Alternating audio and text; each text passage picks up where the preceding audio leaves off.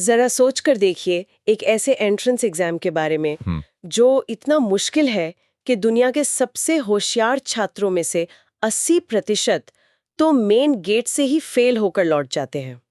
बिल्कुल। और सबसे हैरानी की बात तो ये है कि जो व्यक्ति उन्हें फेल कर रहा है वो कोई सीनियर प्रोफेसर या डीन नहीं है, बल्कि उस संस्थान का, उस कैंपस का सिक्योरिटी गार्ड यानी द्वारपाल है। हाँ, ये सुन के एकदम से ऐसा लगता है जैसे हम आज की किसी बहुत ही सख्त एकदम ग्लोबल यूनिवर्सिटी की बात कर रहे हो। हाँ, वही तो, जैसे हार्वर्ड या ऑक्सफोर्ड का कोई सीन हो। बिल्कुल, लेकिन असल में ये जो दृश्य है ये आज का नहीं बल्कि 5वीं शताब्दी के भारत का है।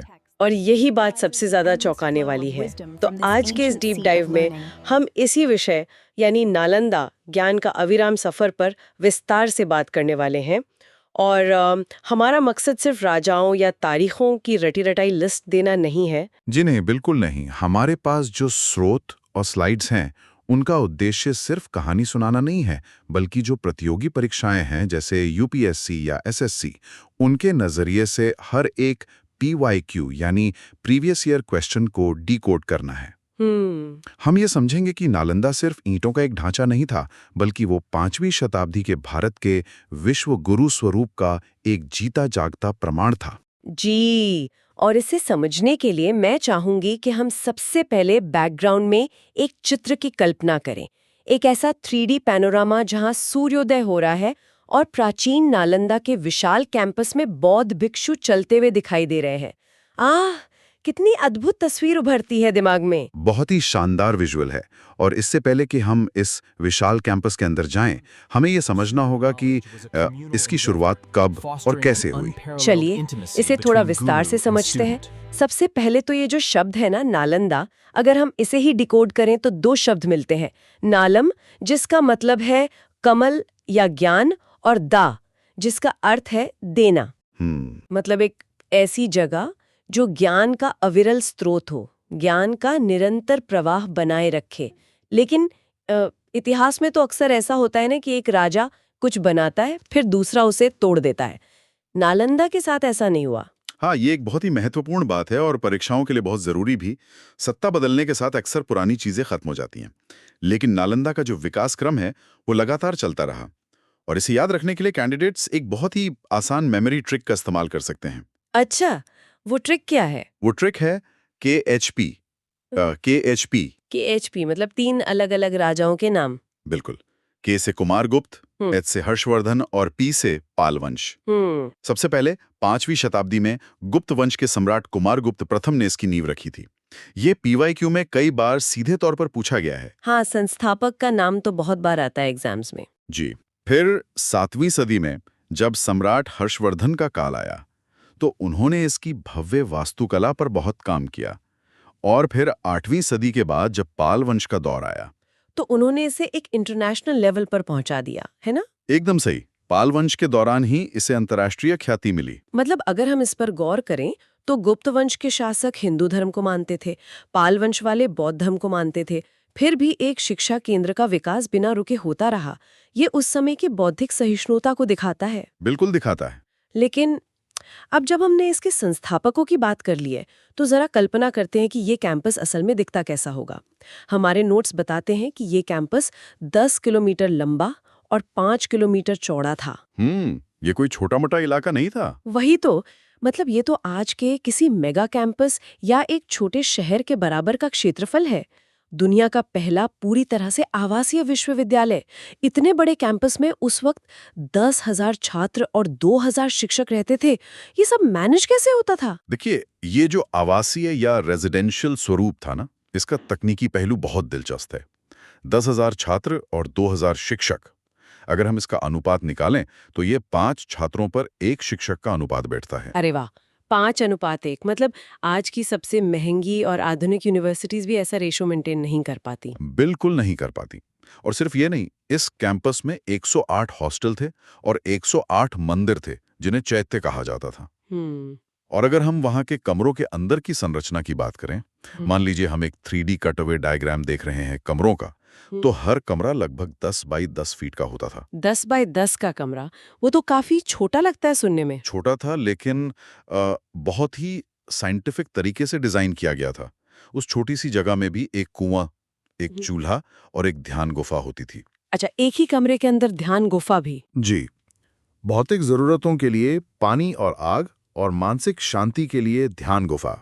छात्र पढ़ाई के बाद अपने ही कमरे में आत्ममंथन कर सकते थे, और ये सिर्फ भारतीय छात्रों के लिए नहीं था।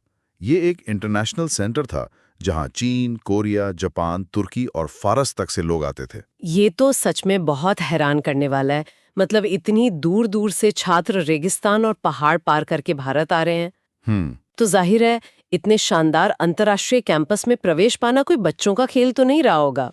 और यहीं पर मुझे वो बात याद आ रही है जो हमने बिल्कुल शुरुआत में की थी, उस खूंखार द्वारपाल की। हाँ, बिल्कुल। मुझे ये समझना है कि क्या इतने बड़े कैंपस में एडमिशन सिर्फ उन लोगों को मिलता था जिनका समाज में बहुत रसूख होता था, और ये द्वारपाल कोई सामान्य गार्ड था या कुछ और? देखिए, द्वारपाल शब्द से हमें आज के सिक्योरिटी गार्ड की याद आती है, लेकिन नालंदा में उन्हें द्वार पंडित कहा जाता था। वो कोई सामान्य गार्ड नहीं, बल्कि देश के सर्वश्रेष्ठ विद्वानों में से एक होते थे। मतलब देश का सबसे बड़ा पंडित गेट पे खड़ा है। बिल्कुल। और ये इतिहास का सबसे कठिन एंट्रेंस एग्जाम था। वेनसांग जो चीनी यात्री थे, उन्होंने अपनी डायरी में लिखा है कि प्रवेश के लिए एक बहुत ही कठोर शास्त्रार्थ यानी डिबेट अनिवार्य थी। तो ये शास्त्रार्थ गेट पर ही होता था? जी, गेट पर ही, और इसमें 80% छात्र फेल हो जाते थे। बाप रे, 80%? हाँ, सिर्फ 20% को अंदर जाने का मौका मिलता था। इसे आप एक तराजू की तरह देख सकती हैं। एक बार जो अंदर चला गया, वहां पूर्ण समानता थी। समानता से आपका मतलब है कि कोई भेदभाव नहीं? एकदम, कोई भेदभाव नहीं। राजा का बेटा हो या एक आम आदमी, दोनों एक समान वस्त्र पहनते थे। जाति या धर्म का कोई भी भेदभाव नहीं था। ये तो बहुत ही प्रगतिशील सोच थी। हाँ। अब अगर हम पाठ्यक्रम की बात करें, मतलब जो 20% सिलेक्ट होकर अंदर गए हैं, उन्हें पढ़ाया क्या जाता था? इसके लिए भी कैंडिडेट्स एक बहुत अच्छी ट्रिक याद रख सकते हैं, HSA। HSA। HSA, इसका क्या मतलब हुआ? H से हेतु विद्या यानी तर्कशास्त्र या लॉजिक, S से शब्द विद्या यानी व्याकरण, और A से चिकित्सा यानी आयुर्वेद। ओहो, मतलब सबसे पहले तर्क करना सिखाया जाता था। ये बहुत तार्किक है कि किसी भी विषय से पहले लॉजिक क्लियर हो। बिल्कुल। और इसके अलावा वहाँ खगोल विज्ञान और धातु विज्ञान भी पढ़ाए जाते थे। ये एक प्रॉपर साइंटिफिक हब था। आर्यभट्ट, जिन्हें हम शून्य के जनक के रूप में जानते हैं, वो यहीं से जुड़े थे। हाँ, आर्यभट्ट का नाम तो सबने सुना है। और उस समय के जो कुलपति थे, शीलभद्र, वो भी बहुत प्रमुख हस्ती थे। साथ ही ह्वेनसांग के बारे में एक PYQ अक्सर आता है कि उन्होंने वहाँ क्या किया। हाँ, ये सवाल मैंने भी कई पेपर्स में देखा है। तो इसका सटीक जवाब यह है कि ह्वेनसांग ने वहाँ सिर्फ अध्ययन नहीं किया, बल्कि बाद में अध्यापन भी किया। मतलब वो वहाँ छात्र भी रहे और टीचर भी। एक विदेशी छात्र का भारत आकर पढ़ाना सच में बड़ी बात है। लेकिन एक चीज जो मुझे बार बार सोच में डाल रही है, वो है इन सब का मैनेजमेंट। 10,000 छात्र, इतने सारे विषय, तो किताबें भी तो लाखों में रही होंगी। आज तो हमारे पास डेटा के लिए क्लाउड स्टोरेज है। उस जमाने में ये सब कैसे रखा जाता था? यही तो नालंदा का सबसे बड़ा चमत्कार था। अगर हम आधुनिक उपमा का प्रयोग करें तो आप इसे प्राचीन विश्व का फिजिकल क्लाउड स्टोरेज कह सकती हैं, जहां सारा का सारा डेटा पूरी तरह सुरक्षित था। अच्छा, इस फिजिकल क्लाउड स्टोरेज का कोई नाम भी था? जी, इस विशाल पुस्तकालय को धर्मगंज कहा जाता था, और इसके तथ्य बहुत ही हैरान करने वाले हैं। इसमें लगभग 90 लाख हस्तलिखित पांडुलिपियां मौजूद थीं। एक मिनट, 90 लाख? वो भी हाथ से लिखी हुई? बिल्कुल, 90 लाख मैन्युस्क्रिप्ट्स। और परीक्षाओं के लिए इसे याद रखने का एक और मेमोरी बूस्टर या PYQ ट्रिक है। बताइए। इस धर्मगंज पुस्तकालय के 3 मुख्य भवन थे। ट्रिक है RS, RR और RO। RS, RR, RO, मतलब ये सभी नाम R से शुरू होते हैं। जी। रत्नासागर, रत्नरंजक और रत्नोधेदी। रत्नासागर, रत्नोरंजक और रत्नोदिध्य। बिल्कुल। और इनमें से जो रत्नोधेदी था, वो एक बहुत ही विशाल इमारत थी, 9 मंजिला ऊंची इमारत। 9 मंजिला इमारत सिर्फ और सिर्फ किताबों के लिए। सोच कर ही रोंगटे खड़े हो जाते हैं कि वो कितना बड़ा ज्ञान का खजाना रहा होगा। लेकिन ये समझना बहुत मुश्किल है कि जो स्थान ज्ञान का इतना बड़ा हिमालय था, उसका अंत इतना भयानक कैसे हुआ। ये इतिहास का बहुत ही दुखद और अंधकारमय हिस्सा है। हाँ, और यहाँ मैं एक बात स्पष्ट कर दूं कि जब हम वर्ष 1193 यानी 1193 ईस्वी का जिक्र करते हैं, तो हमारा उद्देश्य किसी भी राजनीतिक या सांप्रदायिक पक्ष को लेना नहीं है। हम सिर्फ और सिर्फ परीक्षा के दृष्टिकोण से ऐतिहासिक साक्ष्यों को निष्पक्ष रूप से सामने रख रहे हैं। ये बहुत जरूरी स्पष्टीकरण है। ऐतिहासिक तथ्यों के अनुसार वर्ष 1193 में एक हमलावर भारत आया, बख्तियार खिलजी। और उस आक्रमण के दौरान एक बहुत बड़ी त्रासदी हुई। हजारों निहत्थे बौद्ध भिक्षुओं की हत्या कर दी गई और जो वो 9 मंजिला ज्ञान का भंडार था धर्मगंज, उसमें आग लगा दी गई। वो 90 लाख किताबें जी, वो 90 लाख किताबें पूरी तरह जला दी गईं। और ये अंधकार का काल ऐसा था कि किताबें इतनी ज्यादा थीं कि उस आग को बुझने में 3 से 6 महीने लग गए। ऐतिहासिक विवरण बताते हैं कि महीनों तक आसमान से जली हुई किताबों की राख बर्फ की तरह गिरती रही। महीनों तक एक लाइब्रेरी जलती रही। मतलब पीढ़ियों का विज्ञान, आयुर्वेद सब कुछ खत्म हो गया। परीक्षा के नजरिए से क्या इस नरसंहार या त्रासदी का कोई समकालीन ऐतिहासिक साक्ष्य मौजूद है? बिल्कुल मौजूद है, और ये एक बहुत ही महत्वपूर्ण PYQ बूस्टर भी है। इस पूरी घटना का सबसे प्रामाणिक वर्णन एक किताब में मिलता है जिसका नाम है तबाकत-ए-नासिरी। तबाकत-ए-नासिरी जी, और इसे लिखा था मिन्हाज-ए-सिराज ने।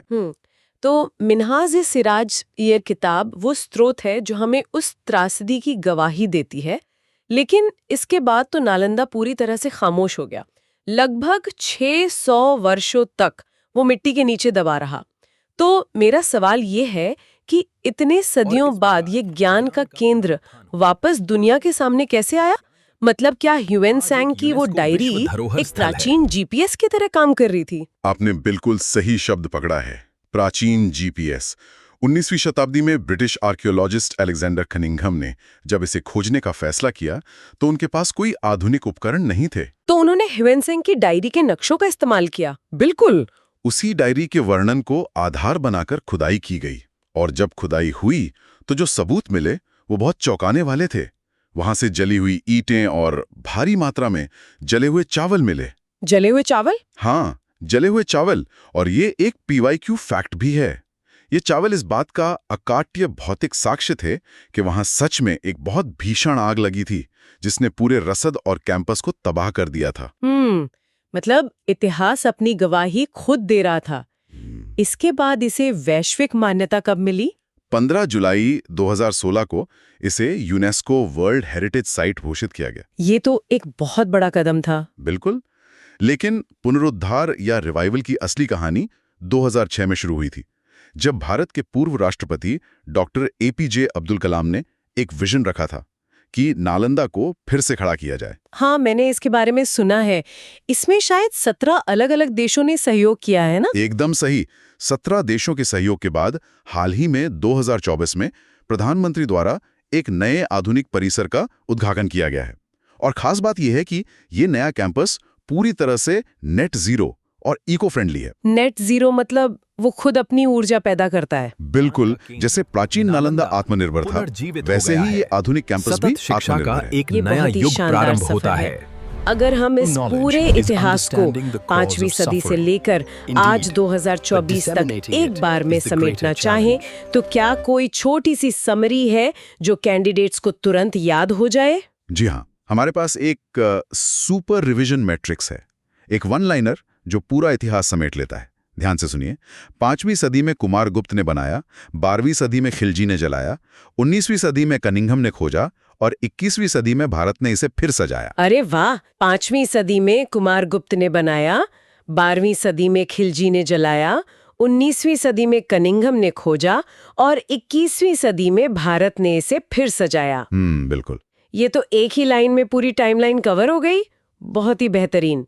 तो आज की इस चर्चा को, इस डीप डाइव को समेटते हुए मैं सभी परीक्षार्थियों को बस यही याद दिलाना चाहूंगी कि नालंदा का इतिहास सिर्फ एक विषय नहीं है जो आपको रटना है। जी। ये हमें एक बहुत बड़ा सबक सिखाता है कि आग की लपटें, इमारतें और पुस्तकें तो जला सकती हैं, लेकिन जो ज्ञान है, जो रिसर्च की भावना है, वो कभी राख नहीं हो सकती।